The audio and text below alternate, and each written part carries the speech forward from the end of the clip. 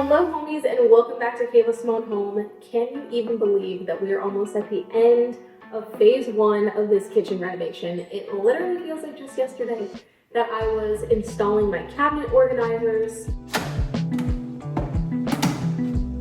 Then came the new look for the kitchen island, the quartz backsplash, and all of the design pivots and changes that led to it.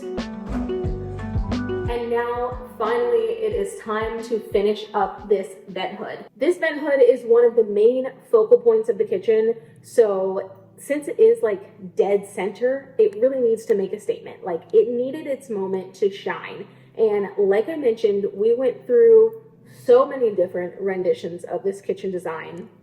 RIP to the marble vent hood of my dreams. I'm going to figure out how to get you done in my next house, even if it's the last thing that I do. But I ended up landing on a design that I liked almost as much. And yeah, I guess I can say that I really ended up loving it when all was said and done. And like, I am truly at peace with how this all turned out. So let me show you how I built it. I started by removing the existing backsplash and vent hood. I actually did all of this in preparation for the new backsplash, so if you want to see that process, be sure to check out this video next.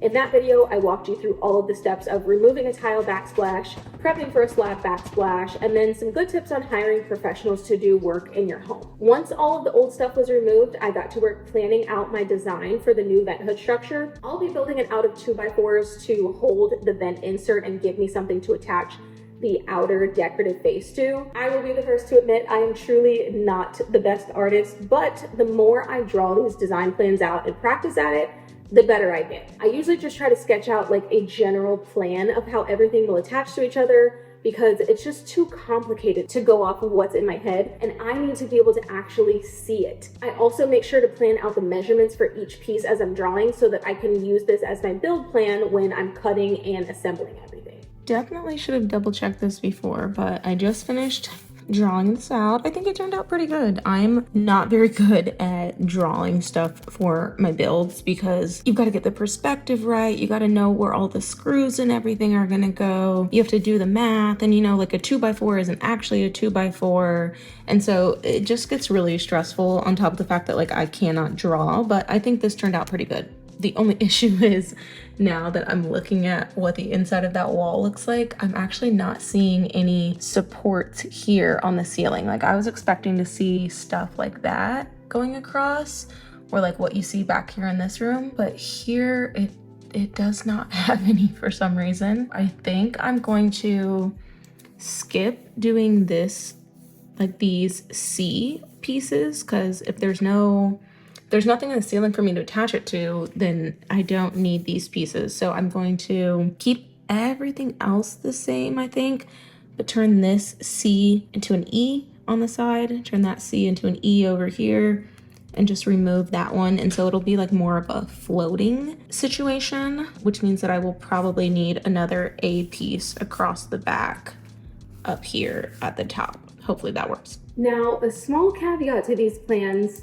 they are not exact. They are not perfect. I use this as a starting template when I'm building, but usually by the end of everything, I end up having shaved a little bit off here or adjusting something there. So I would not trust my design plans for your own project. Just use this as a starting point and then figure out your own exact measurements.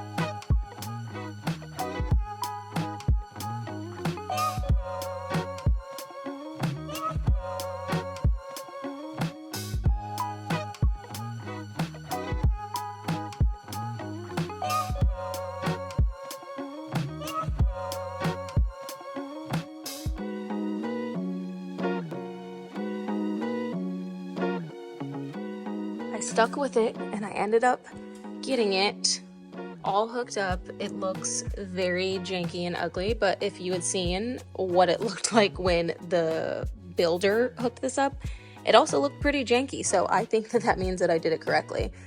There was a little tiny bit of air coming out of like this part here. So I just taped this down. It just seems like the seal on the gasket wasn't like perfect. So got that all together. If you're doing a ducted vent hood like this, you do want to use rigid ducting if you can. That's what I was originally trying to use. It was like a 90-degree like elbow piece, and the reason I couldn't is because these aren't completely straight. Like this didn't line up exactly with where the actual vent hood needed to be hooked up. It's just like slightly off instead of being like this. So could not figure out what to do, couldn't find an answer anywhere. I ended up posting about it on Reddit and they told me to use semi-rigid ducting, and on the product information and everything for this, it says for kitchen and baths. So do your research. This is what worked for me in my situation. So now I'm going to see about covering this whole thing up. Oh, I got to add my support in here now that I'm done messing with that, and then I can cover everything up. So I was intending to stick with my original, well, not original, but my latest plan of covering the vent hood with white oak plywood. And I made a prototype of sorts out of some very thin 1/4-inch white oak plywood. But that only came in 4x4 sheets. So in order to create the real thing, I would have to go to the lumber yard, get a full 8x4 sheet of white oak plywood. And I decided that I wasn't doing all that because the very next week I found out that I was pregnant. And the thought of renting a truck from Home Depot, driving to the lumber yard, getting the plywood, bringing it home, having to return the truck, cutting the plywood down, and then having to install this giant piece of heavy ass wood all the way up in the air. Yeah, no, wasn't doing that. So the prototype that I built stayed up there for a few months while I got my energy back. And in the meantime, I went back to the drawing board and came up with what are we on now? Like plan D, maybe? I don't even know. We've been through so many different renditions of this vent hood. At this point, I'm telling y'all, this is the one, okay? But before we can get to that, I've got to trim out the underside of this where the actual fan is, so that it's not just ugly 2x4s. And then I will show you what I decided to do for the front, promise. So I cut down some select pine trim to fill in the gaps. And honestly, I probably could have done a better job on the sides instead of just piecing it together like this, but I was kind of at the point where I just really wanted to finish, and this was the easiest, fastest way that I could come up with. And you know what they say, fill, caulk, and paint to make me the carpenter I definitely ain't. We are finally to the final-ish step.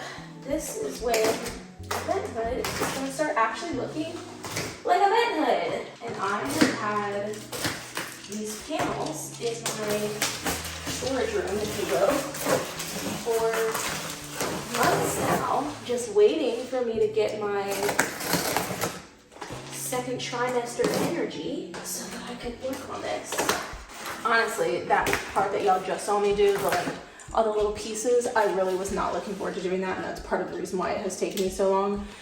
Just the math and everything involved, I was like, oh, too much. But we're done with it. It wasn't too bad. Now we can move on. So you guys may remember that my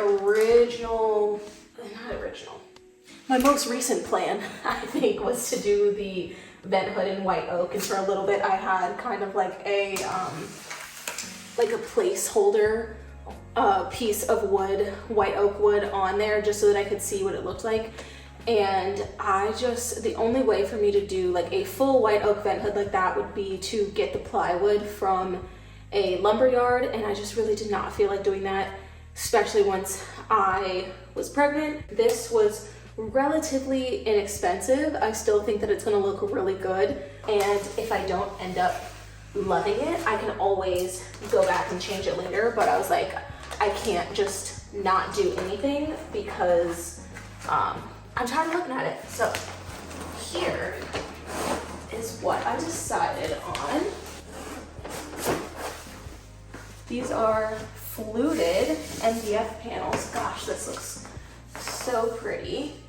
I don't know, I think I'm just gonna paint it. I was originally thinking that I would maybe try to do some type of like stone texture or something on here. But I do still want it to be like wipeable since it is in the kitchen. So I think I'm going to end up just painting this, but I'm gonna install them first, fill in all the gaps and cracks and holes and everything like that. And then I will go back and paint it as like the final step. So I need to take these out to the garage, cut them down to size, and then just wrap the vent hood.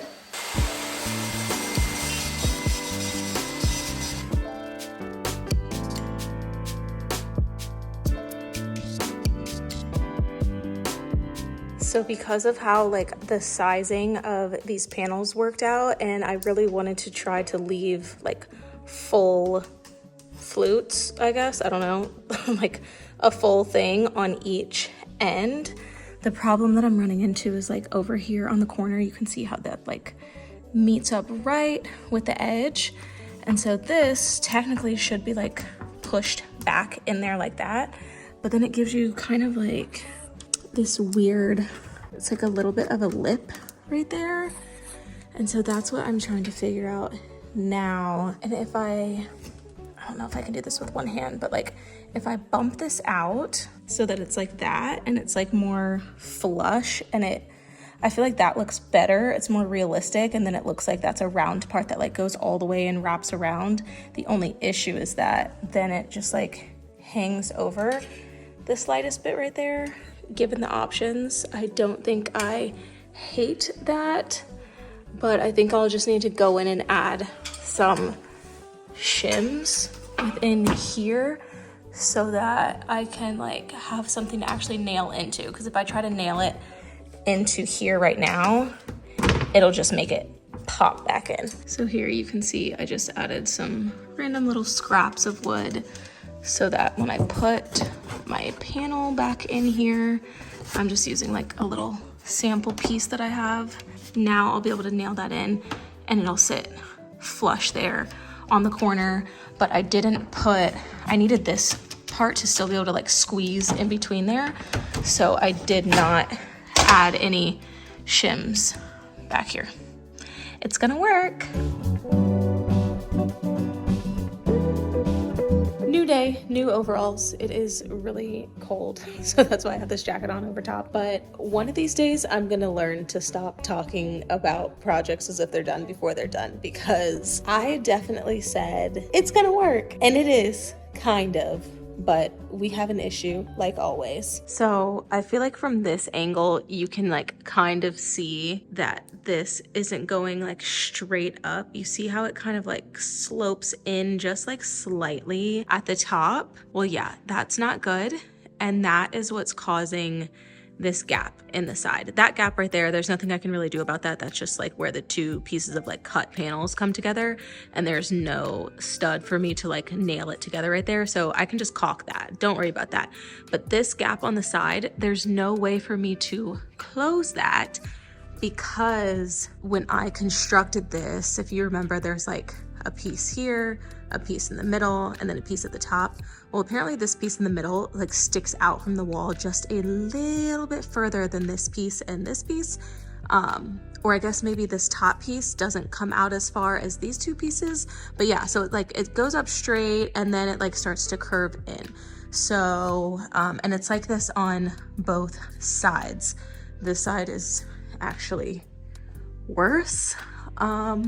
Yeah, but so what I think I'm going to try to do is just see if I can patch it. So I'm going to be using this like drywall patch tape. It's like a little bit sticky, and I'm going to wrap that around this corner here and then patch with either joint compound or my spackle, whichever one works the best. And I'm just going to try to like reconstruct this corner to be perfectly round as best I can. It will mean that the like fluting on the corner is just like slightly bigger than all the other fluting, but I don't really think that that's something that you'll notice. I'm really hoping that this plan works, because I actually don't have like a plan B. Plan B would require me taking these panels back down and then figuring out something else to do with the corners, like whether that's like making squared off corners, which I could definitely do. But yeah, so I'm just hoping that this will work. It's definitely going to take a lot of finesse to kind of like construct that rounded look. Lots of different layers of joint compound, lots of sanding. Pray for me, because none of this is like things that I'm good at, nor is it things that I necessarily like doing. But I really hope that it will look, you know, what is the word that I'm looking for? Pregnancy brain is so real, y'all. I'm hoping that it will look intentional and like perfect, for lack of a better term, at the end. I don't want it to look hodgepodge thrown together. I don't want to use a like square it off corner piece, because I feel like that might make it look like the whole thing isn't really fluted. So yeah, whatever, enough talking, let's get to it. Okay, I added a little shim so that this wouldn't be moving anymore and it would be solid. So like I was saying, I'm gonna take my drywall tape and I'm just going to wrap it around the edge and make sure that it's secured on there nice and tight. I don't want to like push in or like manipulate it in that way, because it'll just end up cracking and popping off. So just like as tight as you can get it without like pushing it too hard. And then just make sure that it actually is like stuck on there. And then you're just going to take your joint compound and just slowly start working your joint compound in, filling all the holes in the mesh, and then also going over like the sides of the mesh. And so I try to keep it like as clean as possible and not get it everywhere else. If I do end up getting it other places, I'll just go back and wipe it off with like a damp paper towel. But I just try to keep it as clean and not like too built up. Number one, because this is the first layer and I already know I'm gonna have to do multiple layers. But then number two, it's like gonna take a long time to dry if you make it too thick. And that's just more to sand. And you can't really get like a good shape or like see what you're working with if you lay it on too thick. So I'm just gonna keep working at this. It took me maybe like an hour, maybe an hour and a half. I'm not sure, I wasn't really counting, to do the other side. So I'm just gonna work on this side all the way up, filling this gap. I'll let it dry, and then I will wet sand it once it gets like almost completely dry, just to like knock down a lot of the built up part without it being too dusty. And then I will add some more layers.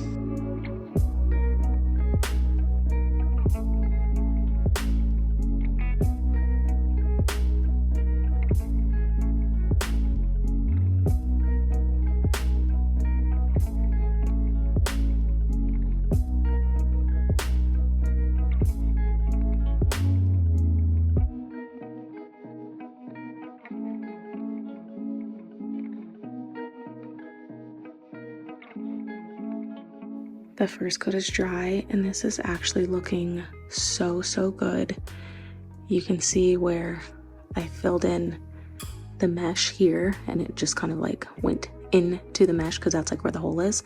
So that's where I'm going to focus on making sure that I have coverage with my second and then potentially third coat later today, maybe tomorrow. But I mean, like if you look here, it is working exactly the way that I wanted it to. I love when stuff like this actually works out.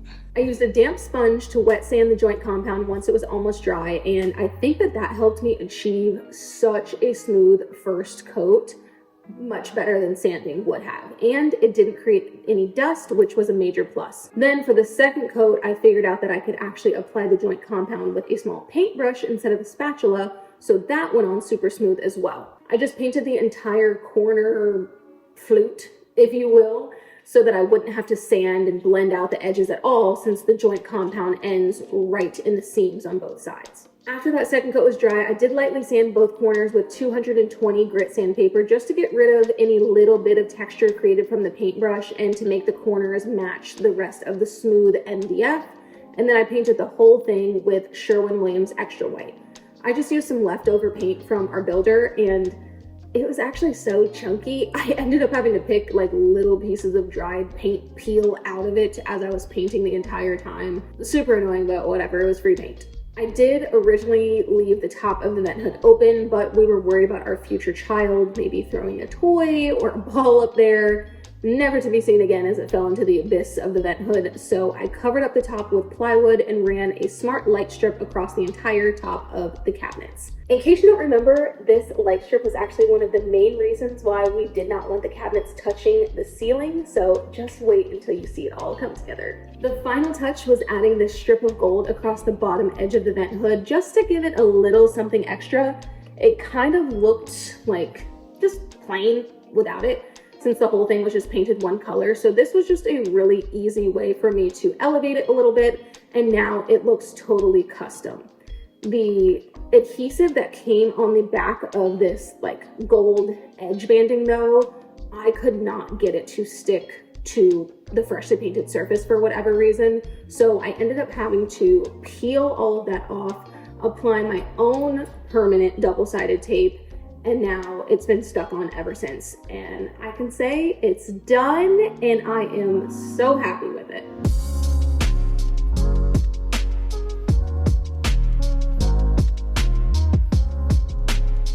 Do you love it? Please tell me that you do, even though I don't really care because I love it. It's not the marble vent hood of my dreams, but she is stunning in her own way. And for all the twists and turns that it took to get here, I just really couldn't be happier. We are officially in the home stretch of this project, and closing up that vent hood really made all the difference. I mean, obviously the backsplash helped. But even with the backsplash, like, it just couldn't properly shine with the open framing. It was so distracting. And now everything is really coming together and looking like my DIY dream kitchen. I also hung up some new pendant lights, and I just love how slim and sleek they are. They're unique, but not distracting. I really wasn't sure originally like how I was gonna like this linear style, but these were super inexpensive, only like $130 each. So for that price, I was willing to try it, and I'm feeling it. I also have them on a smart switch, so they come on with the strips up above and below the cabinets for some really nice mood lighting in the evenings. And I'm not sure who's more excited for this, me or y'all, but coming up next, I'm finally closing up the backside of the island and getting rid of that giant open hole. I'm going to be adding some small wing walls to both sides just to make the waterfall sides look a little bit beefier, some slat paneling to give it a nice finished look. I'm going to do hidden outlets, and then maybe even add some more strip lighting, which Ira thinks might be overkill, but like, can you ever really have too much LED lighting? Okay, actually, yes, you absolutely can, but I don't think that we've hit that point yet, I hope. So I guess you'll just have to stick around and find out, I guess. Let me know in the comments what you think of my new fluted vent hood, and please don't forget to subscribe and give this video a thumbs up if you enjoyed it. I mean, you have made it this far, so there has to have been something that you liked about this video, so you might as well just give the thumbs up at this point. It's free. I will see you guys in the next episode. Bye, homies.